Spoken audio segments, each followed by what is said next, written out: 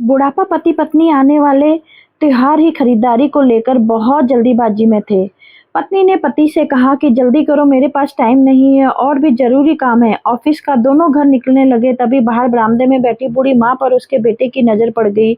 वह माँ के पास जाकर बोला, माँ हम लोग त्योहार की खरीदारी के लिए बाजार जा रहे हैं, आपको कुछ चाहिए तो मुझे बता दीजिए।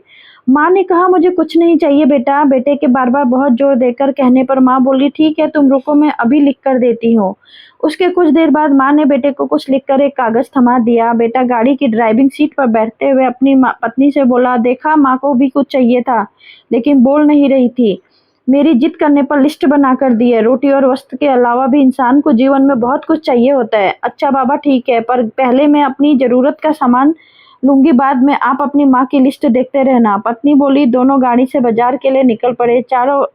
4 घंटों तक पूरी खरीदारी करने के बाद पत्नी बोली, मैं तो बहुत थक गई हूँ, कार में एसी चलाकर बैठती हूँ, आप अपनी माँ का सामान उनका लिस्ट देकर खरीद लो।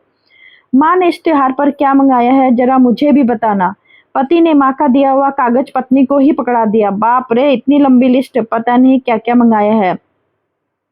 और बनो स्वर्ण कुमार, कहते हुए पत्नी गुस्से से पति की ओर देखते हुए वापस उसे लिस्ट पकड़ा दी। पर ये क्या, पति की आंखों में आंसू। लिस्ट पकड़े हुए हाथ सूखे पत्ते की तरह कांप रहा था, उसका पूरा शरीर बेसुध था।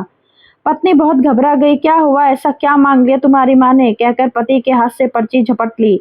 हैरान थी पत्नी, क्योंकि इतनी बड़ी पर्ची में बस चंद शब्द ही लिखे थे। उस कागज में लिखा था कि मेरे कलेजे के टुकड़े, मेरी आंखों के तारे, मेरे बेटे, मुझे इस त्योहार पर क्या किसी भी त्योहार पर कभी कुछ नहीं चाहिए। फिर भी तुम जिद कर रहे हो, तो अगर शहर की किसी दुकान में अगर मिल जाए तो फुर्सत के कुछ पल मेरे लिए लेते आना, क्योंकि ढलती हुई सांझ हूँ।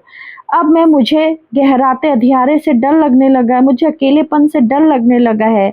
मेरा ये बुढ़ापा मुझे कचोटता है, मुझे अब तन्हाई से डर लगने लगा है।